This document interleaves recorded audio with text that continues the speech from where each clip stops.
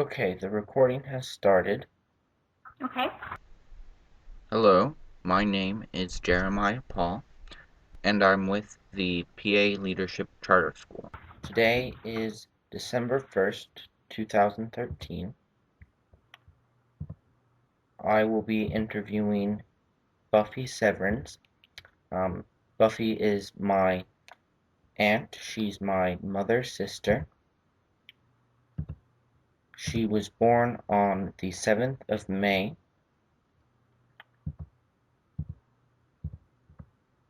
in 1970. Aunt Buffy, for the record, hmm could you please state what war and branch of service you served in? I served in the Desert Storm, Desert Shield, Desert Storm, and I was in the Army. Okay. What was your rank? At that time, Yes. an E2, and I got promoted to E3 while I was there. Where did you serve? Where did I serve before I went, or the time I was there? Before you went. Before I went, I was stationed at Firth, Germany, with 123rd Main Support Battalion. Okay, and what about when you were there? You know, we were kind of all over. We started out in Saudi Arabia and we waited until we had orders to go over the berm into Iraq, which didn't happen until the day after the war started. And then we went from Iraq to protect Kuwait. Okay, what was the reasoning behind the conflict? Well, the reasoning behind it was Iraq had tried to invade Kuwait, or they had successfully invaded Kuwait and tried to take over Kuwait, which is a small country beside Iraq. Okay, and do you know what the public perception of this war was? Well, I know that the Saudi Arabians and the people of Kuwait really wanted us to be there. But of course, Iraq, they were trying to show their power and take over Kuwait. Their main forces were the Republican Guard. Okay, what happened after the conflict ended? Were there any challenges that you faced when you came home? When I came back from Desert Storm, I got back in May and I was stationed out of Firth, Germany. So that's where I went back to. So as far as a welcome home party or something like that, we didn't have anything like that because we were going back to Europe. Um, so we weren't greeted like at the airport or back in our hometown or anything like that. So there was no celebration or anything. Okay. Um, what what made you decide to join the army? Were you enlisted, correct? Yes. Yeah. Oh, Um, well, my dad was in the army. It's kind of a tradition of our family, I think. And it was familiar to me, and I really didn't know what I was going to do after high school. I wasn't motivated to go to college, and I did not have the money to go to college. I tried to do something different after I graduated, and a year after I graduated, I decided that I needed to do something. I needed to make a living, and so that's why I joined the military. did so you had certain expectations for the military because of your family ties to it. Did your expectations meet once you were in the army? I loved being in the army. Um, I love the military life. I love the structure of the army. A lot of people have a hard time with it because there's a lot of authority, and you really have to work your way up. And respect is hard. You have to earn it. It's not definitely not given. Especially at the rank I was. I made it up to sergeant, but at the time at Desert Storm, I was E2 and E3. So that was really hard. I'm sure there were times that I really regretted joining the military, but I think it was a great experience for me. And I was able to earn enough money through being in the military to pay for my schooling after I got out of the military. So that was the benefit. Okay. Before you went over um, to be part of Desert Storm, were you nervous or scared at all to be part of the war? I think, yeah, I remember all of us were very nervous. I was 20 and 20 years old. And I remember all of us being very scared because we were such low ranking. We didn't have any idea what was going on. I learned more from the letters that arrived to me 2 and 3 weeks later of what we had actually done while we were in the war. In fact, before you called me to do this interview, I actually had to look up online to find out exactly what we did in the war because I did not know. Um, how long were you in Saudi Arabia? We were deployed there in December, right before Christmas of 1990, and I returned to Germany in May of 1991. Um, were there any experiences from the war that really stuck with you throughout all this time? Yeah, there were a couple. I can remember three off the top of my head. One of them was I drove. Initially, I was in a main support battalion, so I drove a 577 wheeled ambulance, which is a pretty big vehicle. It was very scary because we were in a convoy, and as we started driving, we were probably an hour in. I was looking up this. It was 500 kilometers that we had to drive, and it was very dark, and we couldn't use our headlights, and we had to make sure we stayed directly behind the vehicle in front of us because there were what they called toe poppers, which were mines on the ground, and they were randomly placed, and we were afraid we could potentially hit one. And as a matter of fact, a vehicle that was an hour into the drive, a vehicle that was a unit ahead of us at a 69th Chemical Company, one of their vehicles, which was a Fox vehicle, actually hit one of those mines. And 3 people were injured. Nobody was killed, but 3 people were injured at that time. That was very scary. It was very scary because we could not stop the vehicle unless we were commanded to stop. We didn't have cell phones. We didn't have good radios. We didn't have communication with the people in front of us or behind us. So we really were blind going into it. It was very scary.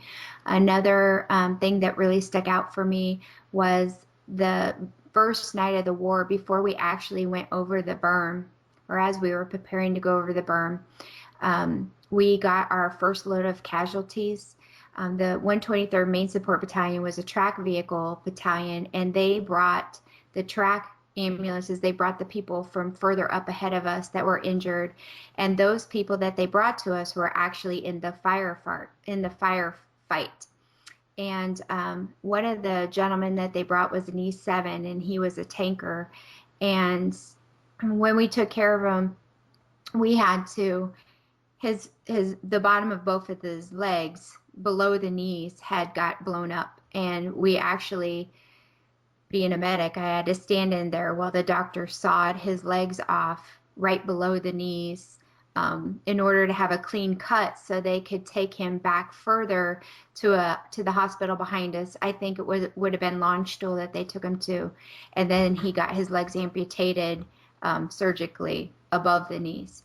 So I don't even remember the sergeant's name, but I do remember he was screaming. And I remember myself and a PFC, he was a male PFC that he was with me. We had to carry those 2 legs out of our perimeter to the other side of the perimeter because we didn't have anywhere to store them.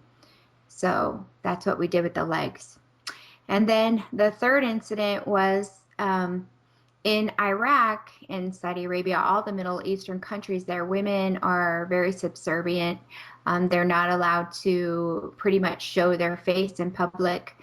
And here I am being in the military, being a female.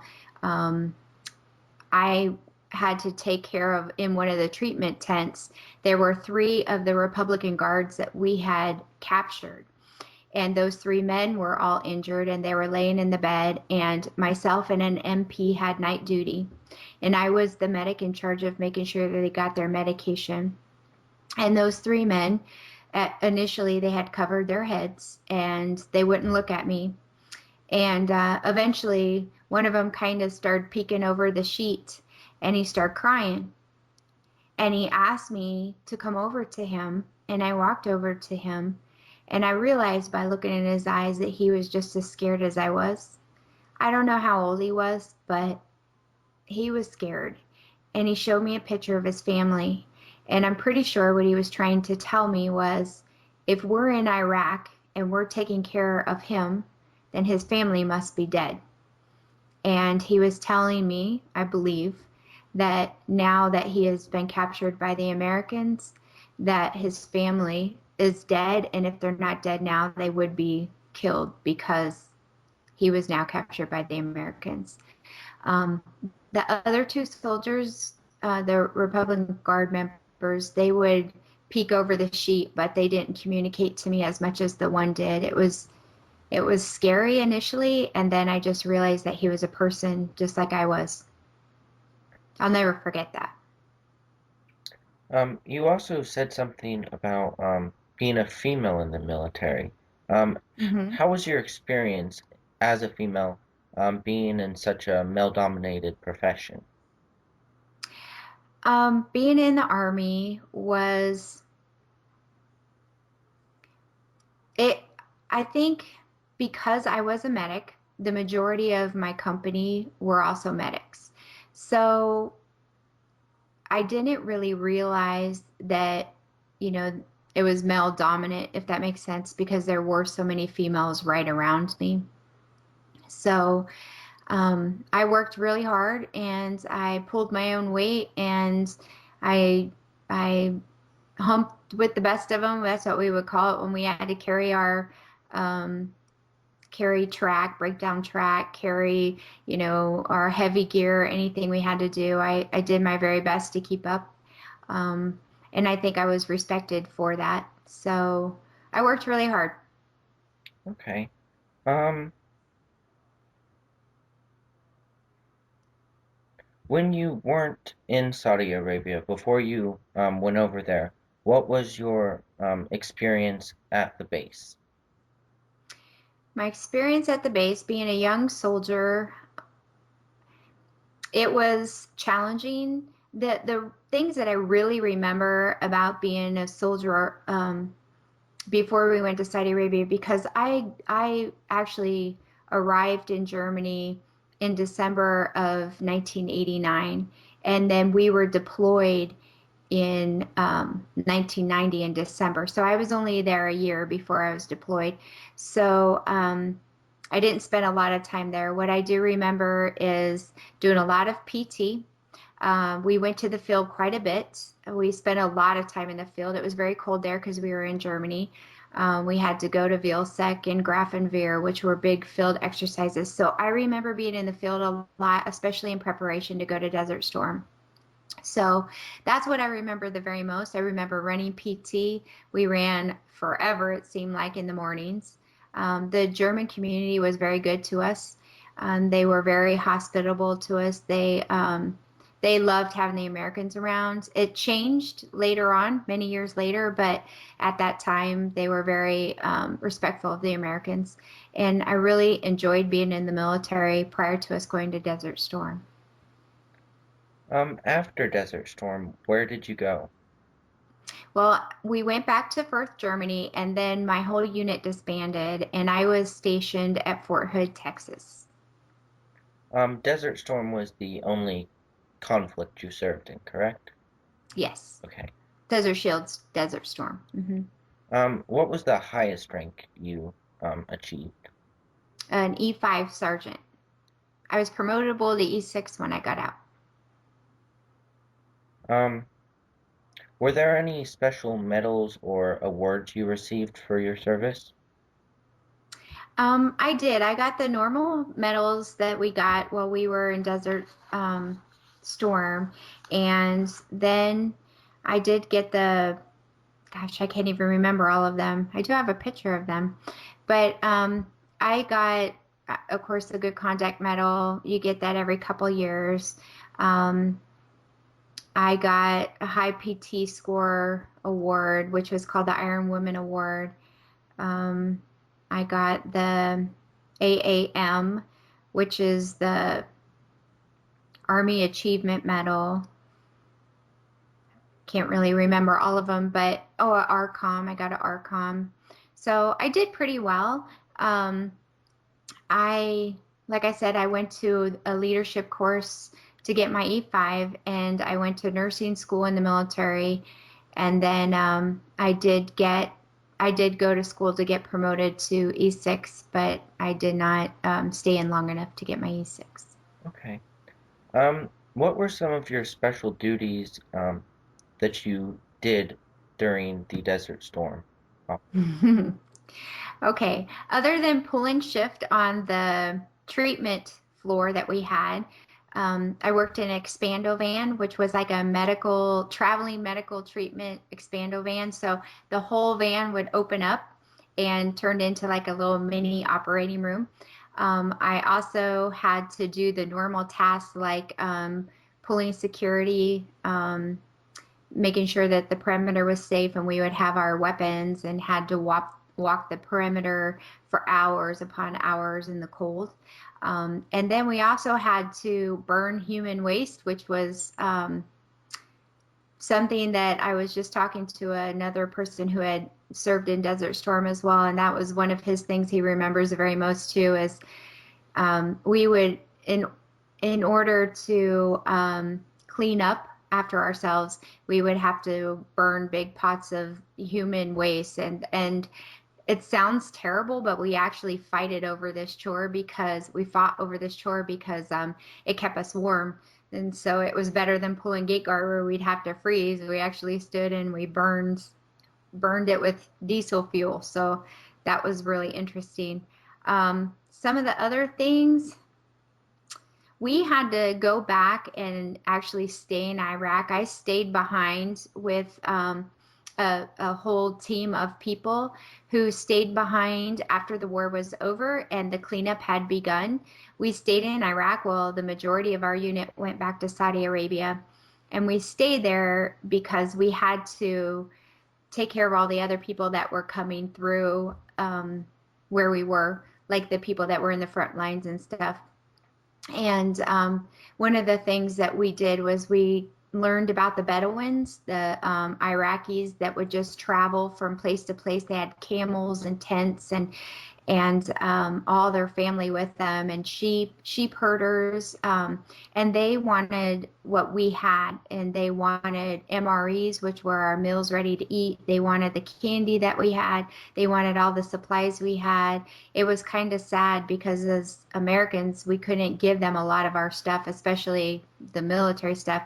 So we would burn medications and burn blankets, and it was terrible. So we actually had one Bedouin man who was probably around 20 years old who jumped into the burning pit that we had dug to try to retrieve some of the things that we were burning.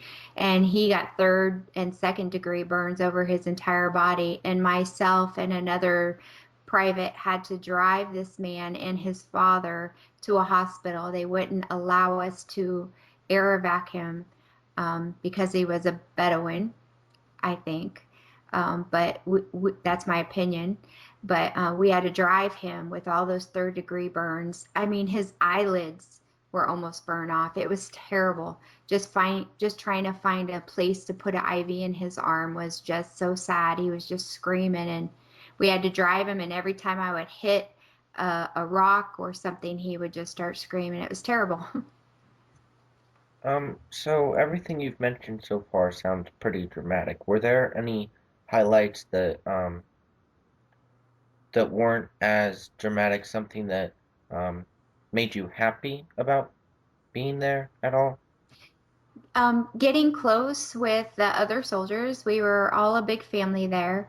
When we stayed behind, we actually could run our perimeter. So we would run for our PT, and that was a lot of fun. I actually got on a running team there. We really enjoyed it. It was kind of looking back, it probably wasn't the smartest thing to do because the oil wells were burning and we were breathing all that air in, but that was a lot of fun.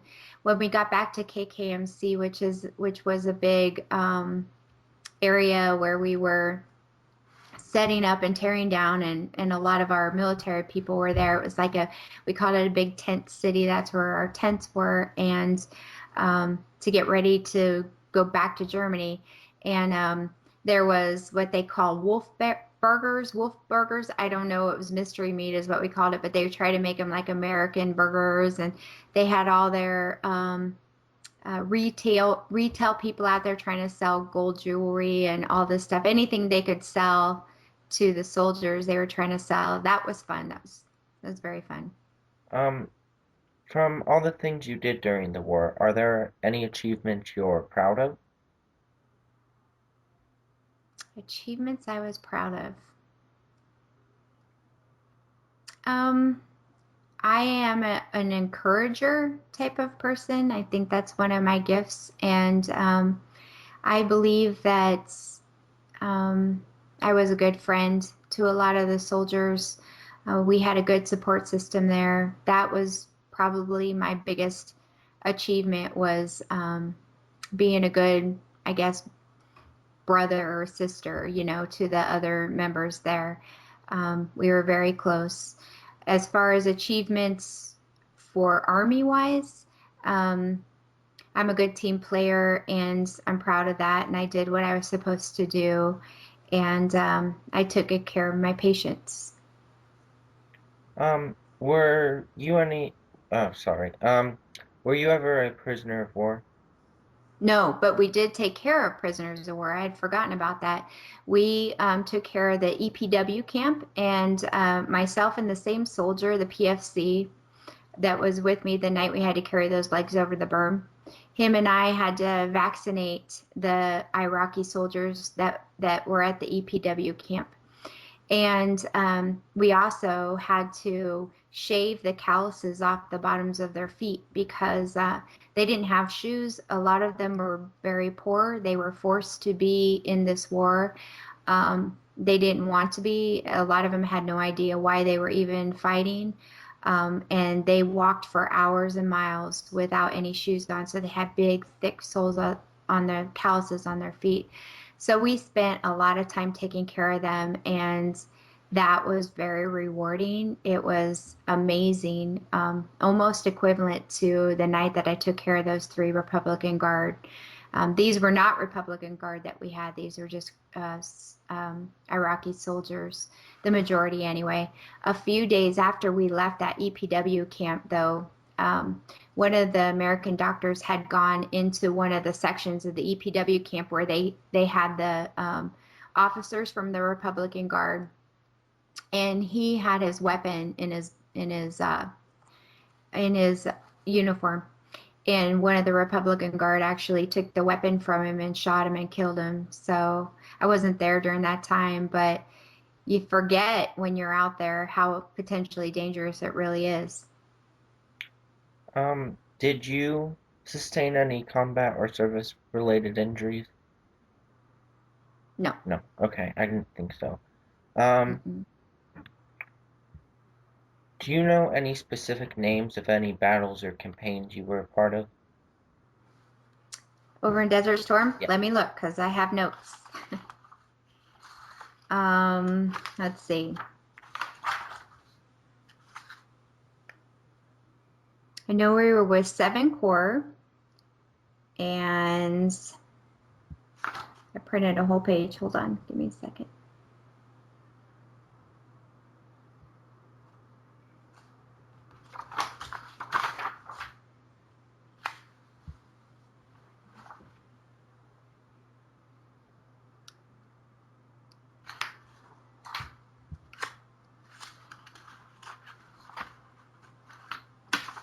I don't know right now. As I'm looking over my notes, I may come up with 1 or 2, but there were quite a few. I do have the timeline, Jeremy, that I can send to you about the war. Okay. Um, Mhm. did you keep anything, such as photographs, letters you received, um, anything to keep memories of the Desert Storm operation? I think I have, of course, back then we didn't have cameras as accessible as we do now, or they're on everybody's phone. I didn't personally have a camera over there, but I did get a picture from one of my friends. It's of me and her and the sergeant that we worked for holding a puppy that we had found out there. We had and we kept for quite a while we were there. That's the only picture that I recall that I have right now. Um, that's it. Yeah. I don't think I covered this, but I might have. When did you get out of the military? I got out of the military June 20th of June 20th of 1996. Okay. I don't have any more questions right now. Was there anything I didn't cover that you wanted to talk about? No, not that I can think of off the top of my head. No. Okay. Let me just make sure I covered everything. Okay.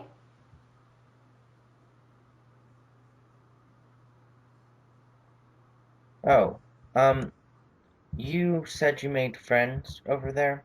Mm-hmm. Did they share with you any experiences that you would think are still stuck with them, or that you heard about while you were over there, that stories you heard that stuck with you? That's interesting because I know two people that I met later on at different duty stations. They were both in Desert Storm, and one of them he happened to be after, gosh, when did I meet him? I met him in 1997 after I moved back over to Germany. I was already out of the military. I moved back over with my husband, and we became very good friends with this soldier and his wife and children. And we got to talking one time, and it turned out that he actually knew the E7 who we took care of that very first night of battle that had the legs that were amputated.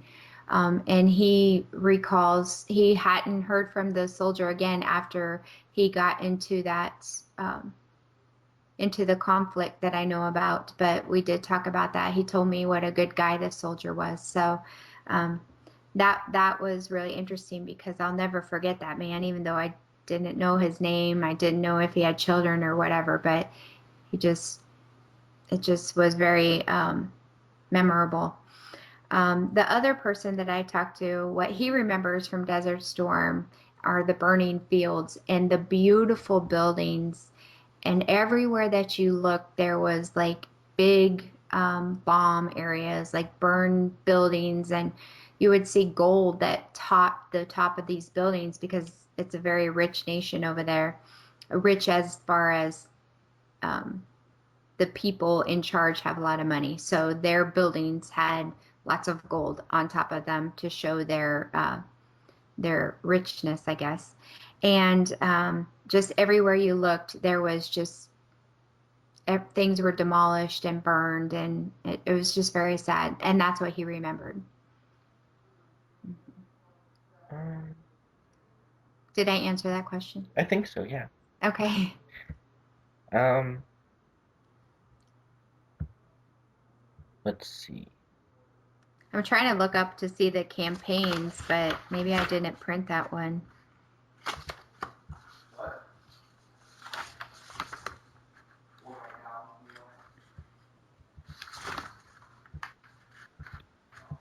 Yeah. Yeah, Jesse.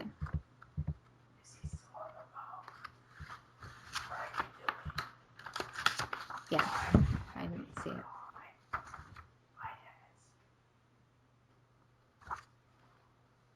No, sorry, I couldn't find it. Okay, that's okay. Um, okay, I don't think I have anything else. Um, oh, you said you, drawing a blank here. Oh, about your release from the army.